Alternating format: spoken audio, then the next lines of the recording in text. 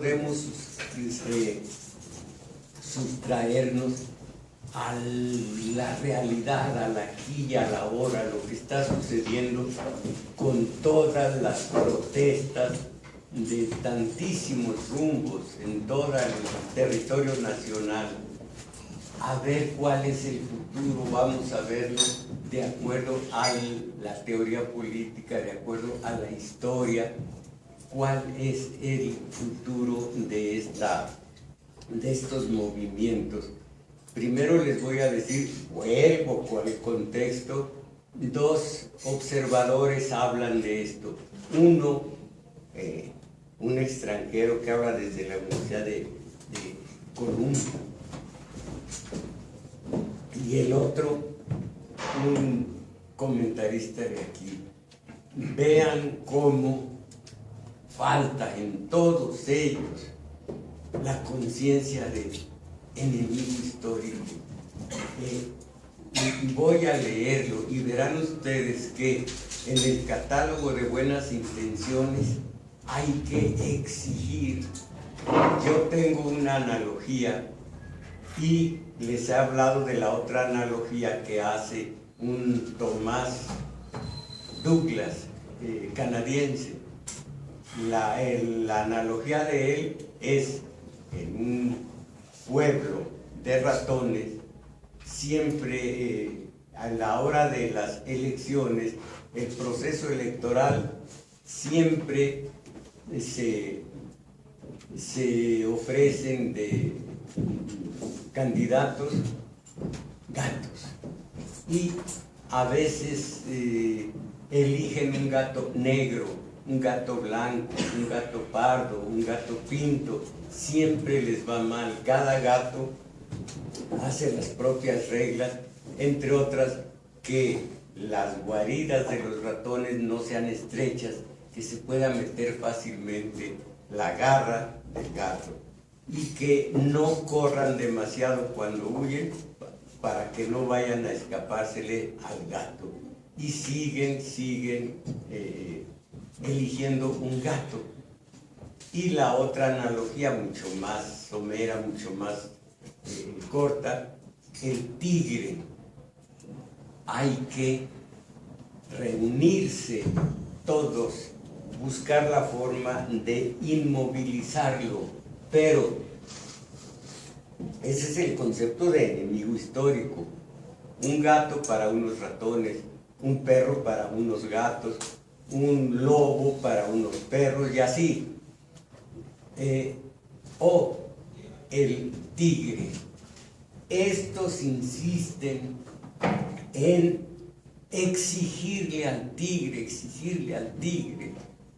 Aquí vamos a ver desde el principio de el 68 cómo el tigre no es nuestro aliado, por supuesto, y lo que ha hecho, las estrategias y los antídotos que ha aplicado para que todas las rebeldías sean inútiles, excepto la corriente obrero estudiantil del 68. Hubo dos que no valen la pena. Se habla mucho del rector, pero muy poco se habla de todo lo que logró la corriente obrero estudiantil, que después Echeverría, con los cooptados, con los colaboracionistas, nulificó. Entonces, vamos a ver los antídotos contra unas prácticas, unas técnicas, unas estrategias desastrosas, pero seguimos con lo mismo. Miren ustedes, este es un Buscaglia que opina sobre todo acerca de la inseguridad, acerca de la violencia en México. Oigan esto: México es un estado débil, catedrático de Columbia. Y luego ya viene la nota: México es un estado débil al no poder garantizar el uso legítimo de la fuerza ni controlar la totalidad de las regiones, registrar infiltraciones del crimen organizado y una falta de autoridad unificada, afirmó Edgardo Buscaglia, catedrático de la Universidad de Columbia. Acabo de recibir de un maestro la historia de la génesis del crimen organizado en México, cómo comenzó las primeras guardias blancas hasta el día de hoy, pero paso a paso cómo fueron involucrándose, fueron amalgamándose, fueron engranándose el crimen, los narcotraficantes y la policía, el ejército y aún los presidentes del país, los tres órdenes de gobierno con el crimen organizado, y que fue es el más lucrativo de los negocios, paso a paso. Esto dentro de unos días lo leeremos, es muy ilustrativo, porque habla de los individuos, de los presidentes, de los directores, de los jefes de la policía, de los narcos, y cómo, en qué regiones se va incrementando este narcotráfico. Entonces, esto vendrá después acerca del estado débil, y se da uno cuenta que ese estado débil pues es a propósito cómo están acumulando fuerzas, están acumulando dinero, efectivo, a cantidades descomunales, esas dos fuerzas que ya se convierten en una, los oligarcas del gobierno, de la iniciativa privada, y un narcotráfico que está eligiendo desde presidentes municipales hasta el de la República. Y dice Buscaglia, el país está enfrentando un punto de inflexión. Estas movilizaciones imponen una agenda de cambio que realmente simbolice un pacto de seguridad que venga desde abajo hacia arriba, y con ello se pueda cambiar la estructura al Estado mexicano, se pueda rescatar al Estado que está débil. Vamos a ver, creo que es simplemente falta de la verdadera información de la historia de México para asegurar esto, pero todavía hay más. Explicó que la sociedad civil no va a limpiar al Estado, tienen que ser, fíjense en esto, tienen que ser jueces, fiscales, pero el catalizador es la sociedad civil. La delincuencia organizada es una delincuencia de Estado. Esto es lo que les digo, que acá se prueba, pero tienen que ser jueces, fiscales. Acuérdense lo que dijimos hace 8 días, la fabulilla aquella, con que se le ponga un cascabel al gato, se acaba el peligro de que ataque desde el silencio, desde los subrepticios. ¿Y quién le va a poner el cascabel al gato? Buscaglia dice que jueces y fiscales, para que se termine con este estado de cosas. Los grupos criminales, dice, se desarrollan mejor en estados fallidos. Aquí ya el grupo criminal es el que maneja este estado fallido. Aquí tengo las pruebas. En México los cárteles controlan 80% de los municipios del país. Existen paramilitares, filtración del narco en política, y México es ya concebido como un estado débil. No son filtraciones, simplemente ya es un compinchaje sólido. La delincuencia organizada está tomando el país, ha tomado las instituciones a nivel local. Eso se manifiesta abiertamente, y cuando hay complicidad de autoridades a nivel local, siempre hay complicidad política. Destacó que el rescate por parte de una movilización social debe basarse en una propuesta concreta, como es la limpieza de precandidatos a las elecciones. Fíjense qué fácil. Esta práctica en México, qué fácil es. una propuesta concreta como es la limpieza de precandidatos a las elecciones y que estos sean elegidos no sean elegidos por caciques, como ocurrió con el exalcalde de Iguala, José Luis Abarca, como los que hay muchos más en México. Fácil hacer que las elecciones no sean elegidas por ellos. Y recomendó, fíjense, que se debe identificar a los políticos que están trabajando con la delincuencia organizada y que sean procesados con instancias supranacionales para evitar impunidad. Vuelvo a pensar, ¿quién le va a poner el cascabel al gato? Es tan fácil proponer algo. Ustedes dirán si es factible, a lo mejor que dirán, es negativo este individuo. Vean ustedes si es factible. Ahora, Víctor M. Toledo no lo conozco. El catálogo de agravios impecable en todos nosotros. Entra el país en una nueva fase. 2 meses después de iniciado el incendio, las llamas permanecen, se multiplican y expanden agitadas por los vientos de la inestabilidad, el cinismo y el autoritarismo. La indignación y la rabia han vencido a la resignación y al miedo. Acuérdense, el verdadero revolucionario no debe tener armas aquí. Cabeza fría, corazón caliente. Aquí el odio, la rabia, se les va a la cabeza. Luego les hablo de esto. La fraternidad y la solidaridad han dado fuerza a los individuos y el grito colectivo alcanza a escucharse por todos los confines del planeta. La sociedad ha despertado y enfrenta la realidad, ya no la niega ni la evade. Parece entonces que el país vive los estertores de un parto social. Sin embargo, nada garantiza que esta fuerza ciudadana que se vea, que se expresa en marchas, mítines, cercos, huelgas, tomas simbólicas, mensajes y voces, logre transformaciones duraderas, avances irreversibles, cambios deseados. ¿Qué sigue? ¿Saben lo que sigue? Y esto es obvio, y el que conoce la teoría política lo ve. Miren, el tiempo es una categoría político-militar.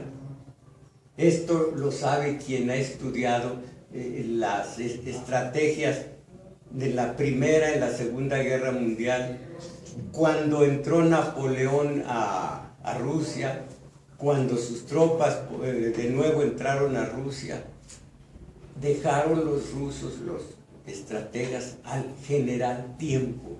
El general Tiempo va a hablar por nosotros, y ustedes saben a qué se referían. Vamos a dejar que entren. Tenían 2 estrategias, el tiempo y la estrategia de campo arrasado. Iba a decir requemado. Campos arrasados y el general Tiempo. Ya viene el invierno, contra el invierno no pueden, no previeron el invierno. Dicen los estudios el horror que fue el invierno para las tropas invasoras. Morían de frío, morían de hambre, tierras arrasadas. En fin, ese tiempo está jugando a favor de unos o a favor de otros. Por supuesto que está jugando a favor de Peña, para no decir el sistema, para no decir el poder. Como ahorita Peña es el que está en entredicho, Peña tranquilamente sabe que el tiempo es una categoría político-militar y que o juega a favor de unos o juega a favor de otros. ¿A favor de quién estará jugando en este momento? No únicamente en cualquier época del año, sino sobre todo ahora que viene el tal Guadalupe Reyes. Y que esto es un movimiento espontáneo, que no se basa en el pensamiento científico, que todavía exige. Pensemos, como sabemos por la historia nosotros, que es un enemigo histórico, que ellos son la superestructura. desde Marx, y esto no está rebasado en ese sentido Marx, ni en la alienación del obrero, ni en muchas otras cosas, por supuesto, como nos hacen creer desde la Casa Blanca. Entonces, esto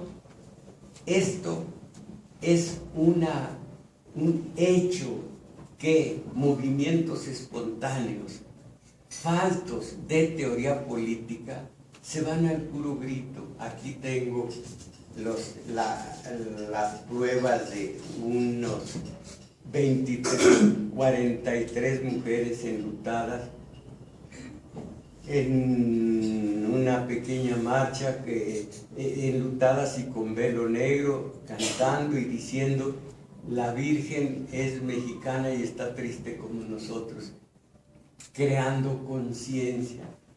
Ya, ¿para qué crear conciencia si se tiene 2 meses creando esa conciencia?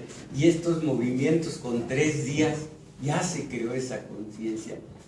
Entramos a la guerra sin fusil, entramos a estos movimientos sin la historia. Aquí voy a rematar con lo que se hizo antes, en el 68, antes de que terminara, cómo la dinámica de la corriente obrero estudiantil hizo lo que debía hacer, y allí está la semilla de la organización que propongo. Entonces sigue el analista, ¿qué es lo que sigue? Construir el poder ciudadano. Perfecto. La obra de ensayos que me publicó Grijalvo es Mis valedores al poder popular. Nada más que hay que hacer, no hay que exigir. Les recuerdo lo que dice Sartre en el estudio liminar del reto de África. Hablarnos entre nosotros, no hablarles a ellos. Pienso yo, allí está el tigre, las orillas del pueblo. Entre todos ir a ver cómo lo inmovilizamos, pero no entre todos gritarle: te exigimos, te exigimos. Al tigre, ¿para qué le hablamos? Los ratones, ¿para qué le hablan al gato, que es el presidente, que es el poder, que es el sistema? Hacer nosotros, no decirles, hacer nosotros. Al decirles, al exigirles, al demandarles, al dialogar con ellos, no tenemos conciencia de que no son nuestros aliados. Supongo, pero es un suponer, no vivía yo en aquel entonces, esta coyuntura, que con Lázaro Cárdenas se podía decir: te exigimos, dialogamos, eres nuestro aliado. Pero con los demás sigue construir el poder ciudadano, única manera de generar una fuerza capaz de oponerse y controlar a la dupla formada por el poder político y económico, es decir, al Estado y al capital convertidos en cómplices. Bien, pero no es el Estado solamente quien domina, explota y humilla a los mexicanos, es también el capital.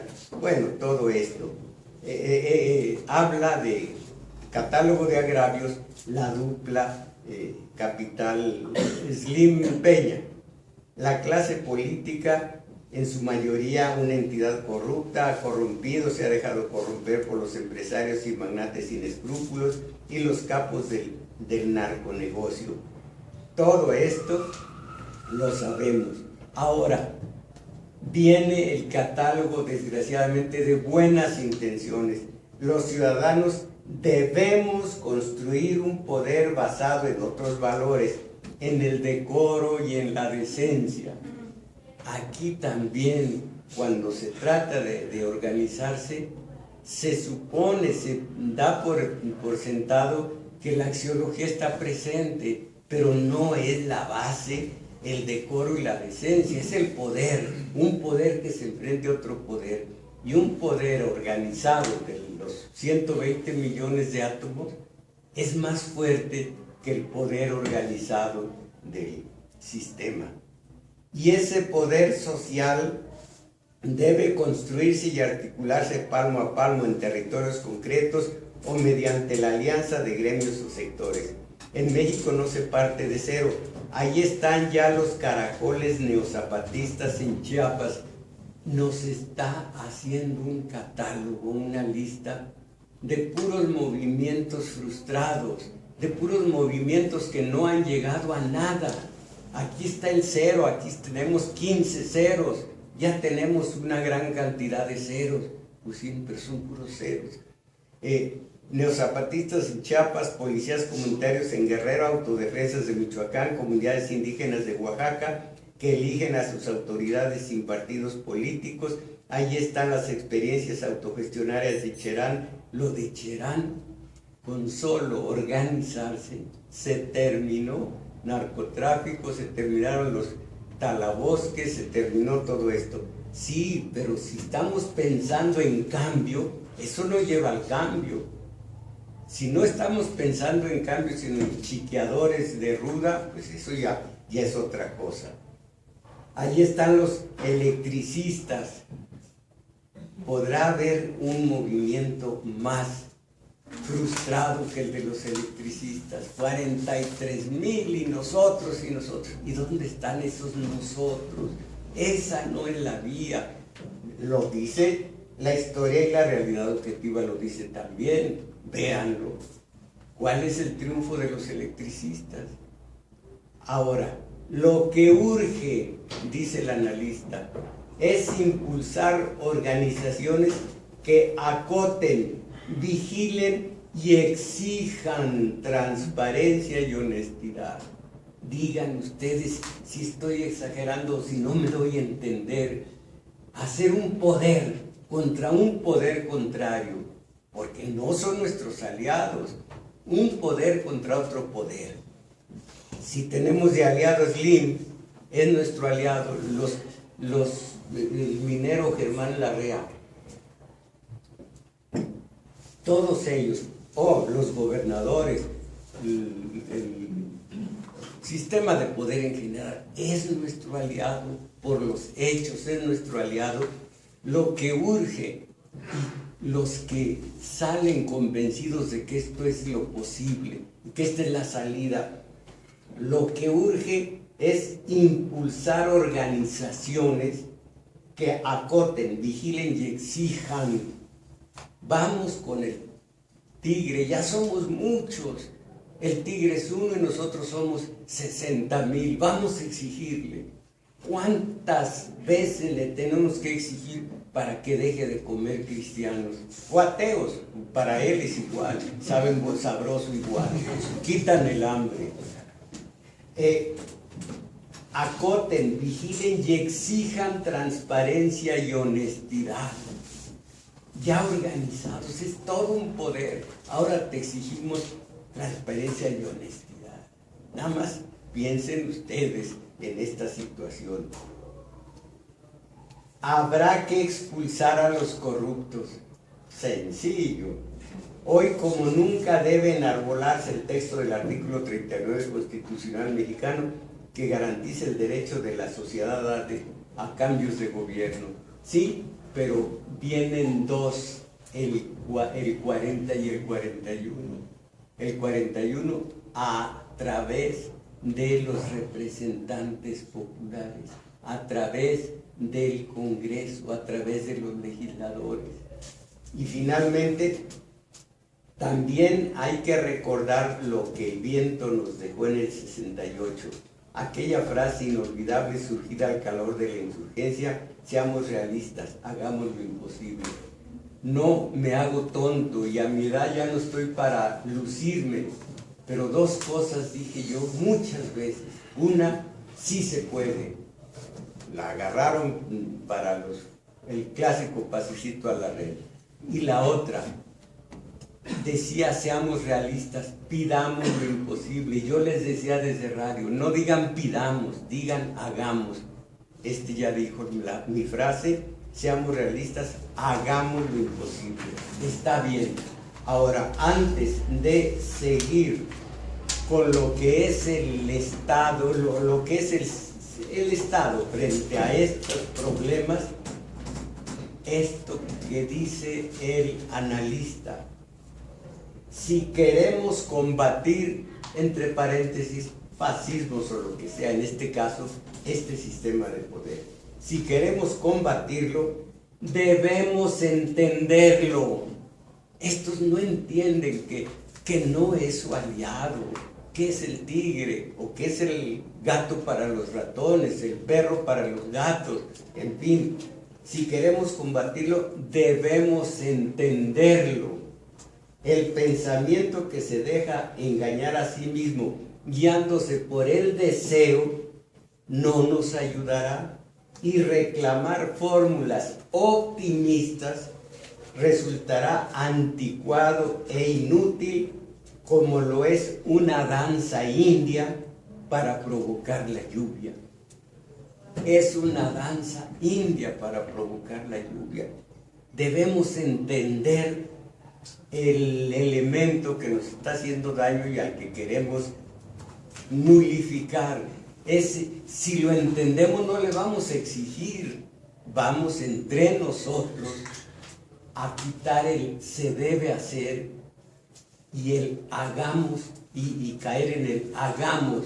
No se debe hacer, hagamos, y no exigirle, hagamos nosotros. Y luego, en la verdadera organización, ellos quieren construir el macro para caer en el micro. Es al revés, el micro para el macro. No es muy exacto esto que se me ocurre, pero más o menos. Primero un pesito, 2, 3, a la vuelta de 2 meses somos slim. Primero un pesito o 2 y ahí va para arriba. Y no primero 1,000,000 y terminar en 1 peso. Ellos, estilo el fracasadísimo ZLN. Vean si triunfó. Las proclamas de Marcos. Gente de aquí, de allá, del cosmos. No, el macro nunca nos va a ayudar. El micro sí. El micro multiplicado, por supuesto, pero el macro, pueblo de México, hagamos pueblo de México. Pueblo de México no existe. Pueblo es una entelequia, pero en cambio Juan, Pedro, Sutano, vamos a hacer, y ustedes hagan, articúlense con otros tantos, con otros 5, 6, 10, y así. Y empecemos no a buscar el macro de ir contra los estilos, los de madera Chihuahua, ir contra los cuarteles. No, empezamos con el boicot, después seguimos con así, pero no lo entendemos. Si queremos combatirlo, debemos entenderlo. Solo así. Otra cosa, si sabemos que es una lucha, como dice el articulista anterior, sí lo es, tenemos que combatirlo, no exigirle. El boxeador que conozco es Julio César Chávez, que ya no es boxeador, no sé si sigue siendo vicioso de la droga, pero ya no boxeador, pero es el único que conozco. Peleaba con un gringo mexicano, ¿sabe cómo se llama? De la Hoya. Bueno, otro dice, ya nomás le prometo uno de los propios, uno que traigo desviado. No, yo no traigo desviado nada. Bueno, entonces, trepan a la olla, trepan de la olla, y Julio César al cuadrilátero. De la olla empieza a tundir a y con el protector aquí le dice: te exijo que te dejes madrear. Y esto es de teoría política de la insurgencia. Al enemigo se le vence, no se le exige. Al enemigo se le vence, no se le exige. En dos boxeadores no son enemigos, son adversarios en ese momento. Son adversarios en esa circunstancia. No te voy a exigir, voy a tratar de que no me pegues y pegarte yo, así de sencillo. Eso es lo de nosotros. Pero exigirle que se deje pegar al sistema de poder, eso hay que conocerlo primero. Y para conocerlo hay que irnos a la historia y a la realidad hoy día. Las fuerzas opresivas, represivas en el poder no solo se limitan a crear antídotos. Acuérdense, al famoso de Salinas, ni los veo ni los oigo. Ahí está claro, háganle como quieran. No los veo, no los oigo, no se puede. Griten, hagan lo que quieran. Ahí está el antídoto. Cuando se descubrió el antídoto, hay que ir a buscar algo que nulifique ese antídoto. Y el sistema va a encontrar lo que nulifique al que nulifique. Es un juego de ajedrez interminable, ustedes lo saben. Nunca va a haber un triunfo total de ninguno. Cuando realmente hay una lucha verdadera, no exigirle al oponente, Spassky contra el gringo, ¿cómo se llamaba? Bueno, Fischer, déjate ganar, échame tu reina, échame tu dama. Bueno, las fuerzas opresivas, represivas en el poder no solo se limitan a crear antídotos de los avances de las fuerzas revolucionarias, sino que además crean nuevas formas que les permiten perfeccionar y acrecentar su dominio. Limitarse a crear antídotos les colocaría en una situación estrictamente defensiva, pero al crearlas les permite, al crear otras, les permite ejercitar tanto la defensiva como la ofensiva. Es como un boxeador que se limitara a esquivar golpes. Su situación sería muy difícil, pero si aprende a neutralizar los golpes de su oponente y a conectar eficazmente los suyos, el triunfo lo tiene asegurado. Las fuerzas estatales burguesas también han aprendido que proporciona mejores resultados cimentar su política basándose en medios de control opresivo y recurriendo solo en última instancia a la represión violenta. Esto ya lo habíamos visto, y cómo esa última instancia se imponía en Tlatlaya y se imponía en Iguala. Era la última instancia y tuvieron que recurrir a ella. Mientras tanto, opresión, opresión antes que represión. Ahora, represión violenta. Esto les obliga a romper con anteriores técnicas y a crear un gran número de aparatos de control sumamente diversificados que van desde los reconocidos hasta los más encubiertos, desde los más burdos hasta los más elaborados. De esta forma, el Estado no solo está compuesto por la burocracia gubernamental, el ejército y la policía, ahora también forman parte de la maquinaria estatal, además de los tres mencionados, los partidos políticos registrados y de oposición pagada, las centrales obreras, campesinas. Imagínense ahora que estudiemos el sindicalismo, ya un sindicato, una central obrera, sindicato es un decir, que sea parte del sistema de poder. ¿Cuánta libertad, qué tan genuino será un sindicato?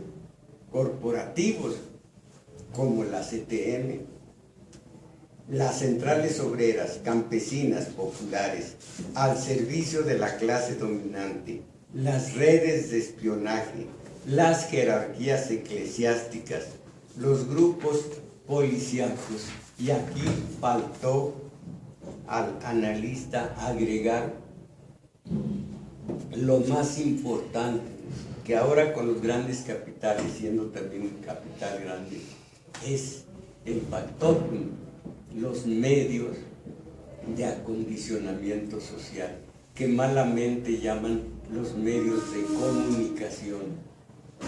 Entonces, al estudiar el carácter del Estado, el filósofo da los elementos sustanciales que determinan sus fundamentos al decirnos, comillas, el Estado es un órgano de dominación de clase, un órgano de opresión de una clase por otra. Esto ya saben que lo dijo Marx, y alguien más lo habrá dicho. El Estado es un órgano de dominación de clase, un órgano de opresión de una clase por otra. Es la creación del orden, entre comillas, que legaliza y afianza esta opresión, amortiguando el choque entre las clases. El Estado es una organización especial de la fuerza, una organización de la violencia para reprimir a una clase cualquiera. En esta cita observamos que el Estado es, primero, un órgano de clase, claro. Segundo, que la función de dicho órgano es dominar, someter a otras clases. Tercero, que esto se logra mediante la opresión, la fuerza, la violencia, la represión. Cuarto, que el Estado amortigua el choque entre las clases, priva a las clases oprimidas de ciertos medios y procedimientos de lucha que pueden servirles para el derrocamiento de los opresores. Les inocula la cultura de la derrota. En los últimos tiempos comenzó con Echeverría, pero claramente con la síntesis que les he repetido tantas veces en radio. La síntesis, el gobierno es malo, el gobierno debe ser bueno, exijámoslo. Todos los analistas, todos los voceros oficiosos del poder, el gobierno es malo, debe ser bueno, exijámoslo. Ese fue el modus vivendi de los Monsiváis, de los de los Aguilar Sincer, Aguilar Camín, de los intelectuales orgánicos. Le siguen diciendo a la gente, vean, el gobierno es malo, debe ser bueno, exijamos. ¿Para qué leer? ¿Para qué estudiar? ¿Para qué pasar por el aula? Si ya sabemos que es malo, que debe ser bueno. Recuerdo aquellos programas maratónicos de Gutiérrez Vivó con uno que ya se murió, un analista que me caía bien, no su tesis, él, su voz era simpática, uno que me caía mal, él todavía vive y escribe en, creo que en el Universal, en el Universal, creo, Zárate o algo así. Esos programas maratónicos eran exactamente el modelo de el gobierno, miren qué malo, en transporte, en vías de comunicación, en salud, en educación, malo. Debe ser bueno, se le debe aplicar, él debe aplicar la ley, etcétera. El catálogo de buenas intenciones. Hay que exigirle, y todos los radioescuchas convencidos, es Gutiérrez Vivó, son los analistas. Gobierno es malo, debe ser bueno, exijamos. Esta secuela, porque siguen diciendo lo mismo los analistas, esta secuela hace que no entendamos qué es el tigre, qué es el gato para los ratones. No, hay que seguir exigiéndole al tigre con marchas, plantones. Ya ven, este analista dijo al final, hay que hacer muchas cosas buenas para exigirle que, bueno, entonces, ubicada la esencia del Estado, sus funciones generales y sus métodos también generales, A nosotros nos toca descubrir y puntualizar cómo operan estas generalidades y cómo se expresan en el actual Estado moderno.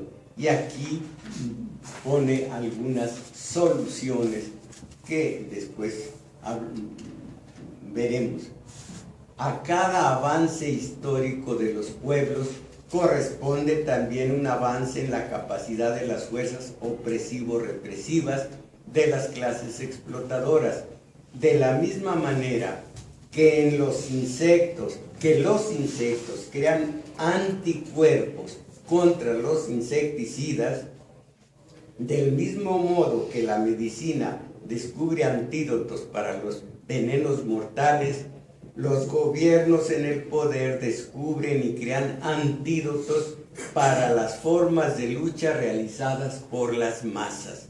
Estos antídotos son descubiertos y creados con una rapidez increíble, aún antes de que la nueva experiencia sea conocida en un cuerpo teórico sistematizado, desde antes. Y aquí pone un ejemplo. Trotsky, por ejemplo, esto es interesante. Trotsky, por ejemplo, fue el ideólogo de la técnica del golpe de Estado en contra del zarismo en 1917. Su técnica fue coronada con el éxito. A la muerte de Lenin y al agudizarse las pugnas entre Trotsky y Stalin, Trotsky quiso repetir su antigua concepción, pero ya Stalin había creado el antídoto y el golpe de Estado fracasó. Es el juego de poder, es el juego de ajedrez. Lo que hoy sirvió, ya mañana no. Lo que fines de los 50 ya no funcionó con ferrocarrileros, con maestros, con médicos, ahora sigue sin funcionar, pero aquí se está exaltando por parte de estos malintencionados o tontos, tontos en materia de teoría política, que eso va a dar el cambio en la marcha plantón de los ferrocarrileros. Es idéntico y a lo mejor fue más poderoso el de aquel entonces.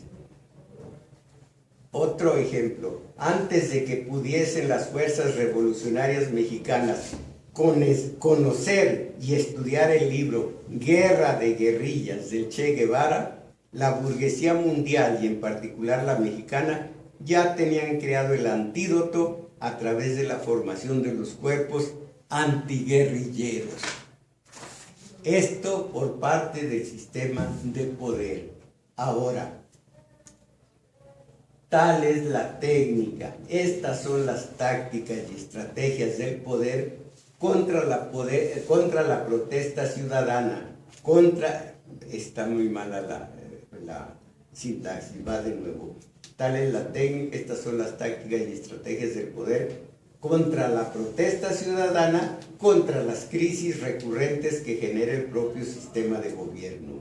En el pasado, años 70 del siglo anterior, el Estado logró destruir a la mayor parte de la verdadera izquierda mexicana, la que tenía de base el comunista mexicano, cuyo espacio fue llenado con una falsa izquierda, que desde dentro y con la obra negra a cargo de los falsos sindicatos, se encargó de someter a las masas sociales al proyecto neoliberal. La falsa izquierda, que se apropió el nombre y fue promocionada por el sistema como la única y verdadera izquierda, ha llevado a cabo una tarea que consiste en hacer desaparecer de la conciencia social esa memoria histórica en la que el pueblo mexicano depositó su experiencia y sus enormes avances táctico-estratégicos acumulados en su proceso de lucha emancipadora, en la lucha de la corriente proletario estudiantil del 68, pongamos por caso. De forma aviesa, consciente y a nombre del sistema de poder, la falsa izquierda introdujo el virus de las formas de lucha obsoletas e ineficaces y a través del manipuleo psicológico las elevó a rango de dogma secular. Con ello las tornó incuestionables. ¿Se acuerdan que hablamos de Echeverría y sus cooptados? Uno de los principales, aquí lo vimos, fue Eberto Castillo, otro fue Pablo Gómez, hoy muy activo en las cámaras, Amalia García, Amalia Batista, ¿qué tienes? No, ese es otro. Y todos estos cooptados fueron los que impusieron las formas obsoletas de lucha. Pero como dice mi padre, no me admiro de ellos, ellos hacen su labor, sino de las masas que a estas alturas siguen con lo mismo. ¿Qué dice el principio de Peter? No estoy seguro, o Peter si quieren, no estoy seguro, o alguien más lo dijo. ¿Cómo se va a querer resultados distintos de algo que ya mostró su inoperancia? ¿Alguien sabe exactamente cómo lo dijo? No, pero eso no fue. No fue. Bueno, alguien. Si no esperes resultados diferentes, Bueno, ese es el sentido. Si ya mostró con los ferrocarrileros, maestros, médicos, su inoperancia, pero bien dice también Einstein, es más fácil de disgregar un átomo que un dogma. El dogma se vuelve indestructible. Dios existe, la Virgen es virgen, la Virgen es virgen, y así lo demás. Son 5 dogmas.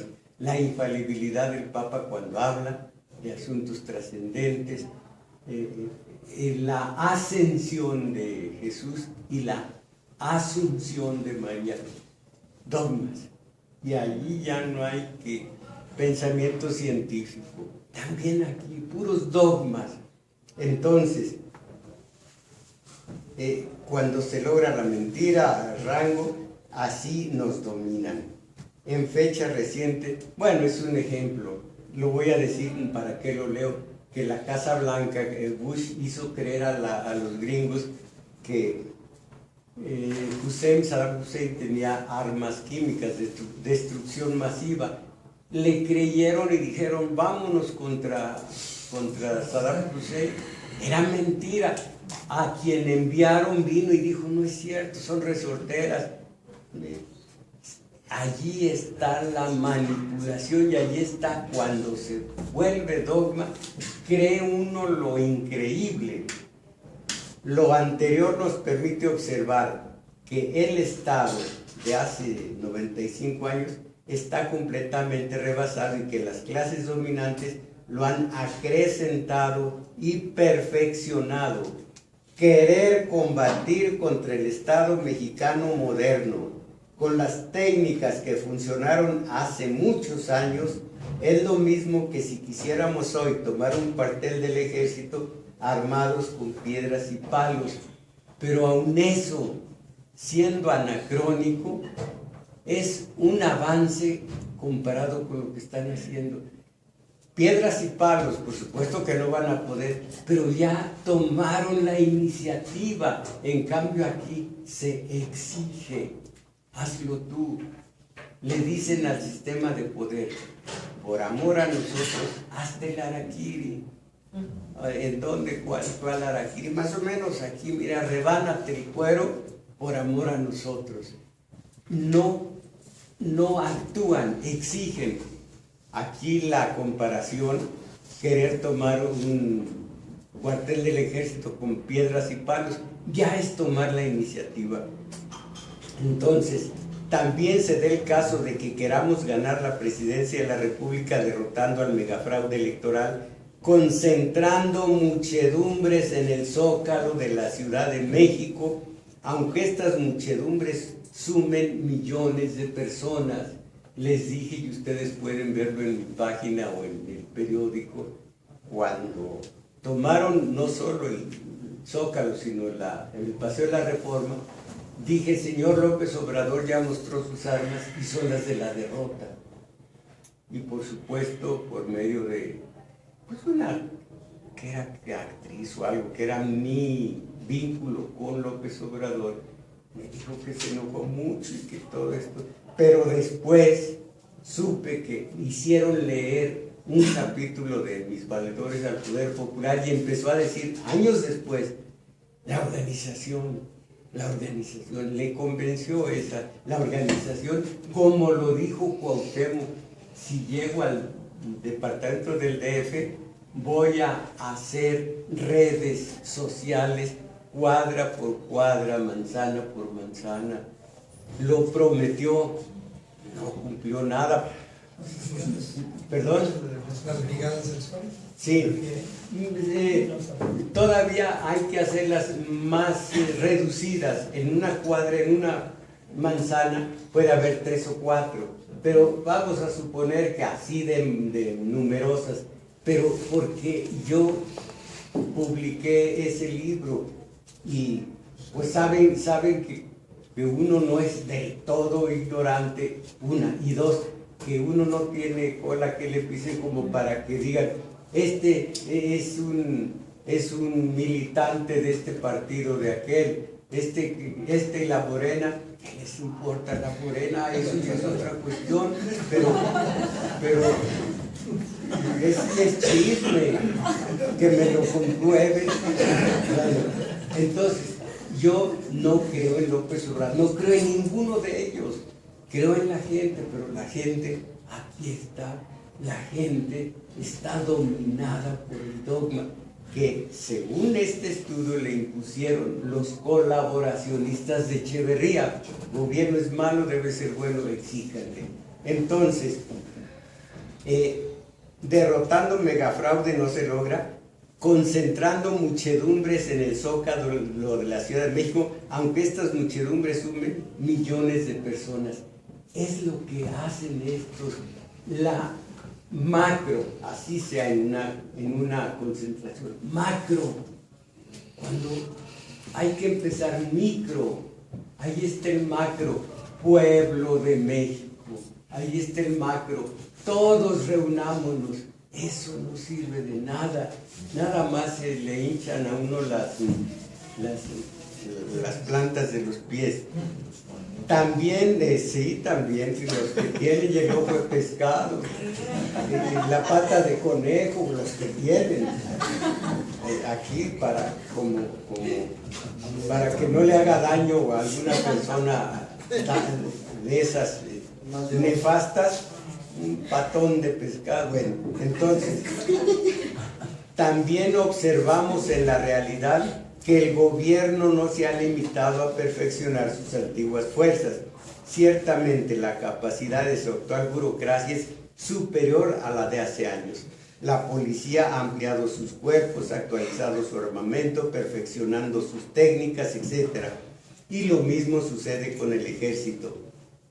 Pero el gobierno también ha creado nuevas técnicas, nuevos instrumentos, los ha perfeccionado. Así tenemos la guerra preventiva o el socialismo policiaco, que es el colaboracionismo, y la quinta columna civil, la corrupción, etc. Una corrupción que es parte de las armas del sistema de poder, y uno diciendo no sean corruptos. Es lo malo de no conocer esto. Viene otra, son distintos documentos. Poco hemos hecho para cambiar eso que repudiamos y por liquidar eso que cuando lo tenemos cerca nos asquea. ¿Por qué esa indolencia ante el sufrimiento propio y de los demás? La respuesta parece difícil, pero es muy sencillo. Nuestro pensamiento está dominado por los mecanismos que nos ofrece el sistema para que no podamos encontrar soluciones prácticas. Por medio de los colaboracionistas, se dijo en el anterior documento, el propio sistema, y repito, después del 68 fue Echeverría, no con el ejército, no con el PRI, no con el sistema que nadie creía en ellos.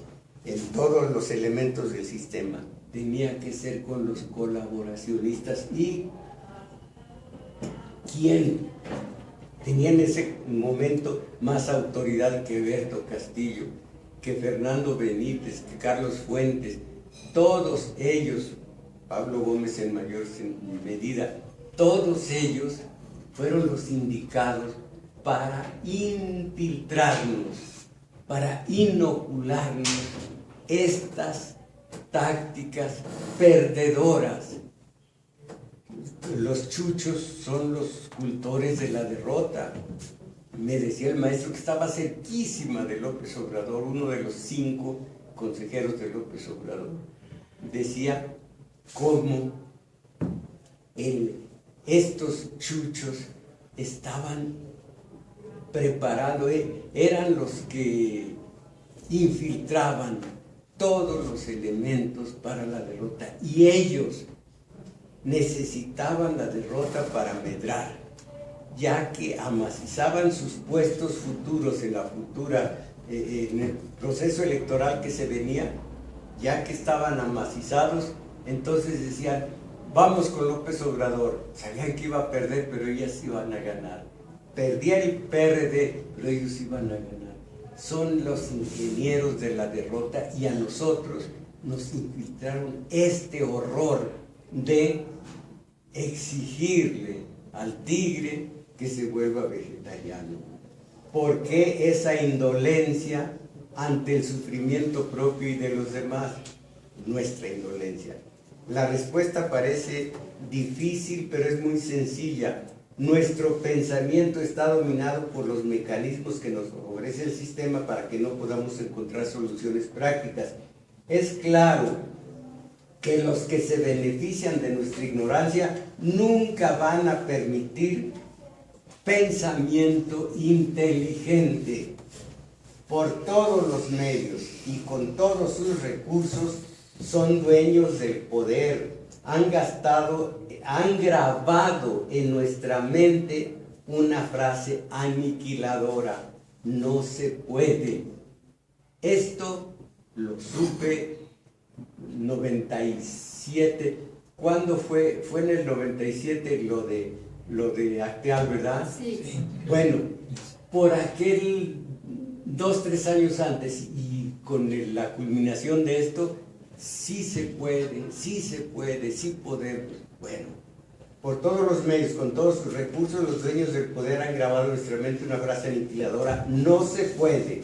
Nuestra respuesta ha sido: ¿para qué me esfuerzo por cambiar lo que me lastima si no se puede? Miren, este es un ejemplo romo de hace unos años, pero a todos nos consta. Voy a votar por el PRI, de todas maneras va a ganar. Ya nos habían involucrado esa fórmula perdedora. Nuestra respuesta ha sido: ¿para qué me esfuerzo por cambiar lo que me lastima si no se puede? El enemigo es demasiado poderoso para ganarle. Esta es la idea que antecede a nuestra derrota y al intento fallido por hacer algo. Existen muchos intelectuales críticos, entre comillas. El pensamiento crítico nuevo, reciente, nació en la UNAM después del 68 y hizo un daño terrible a los verdaderos luchadores, los que resultaron de la corriente obrero estudiantil.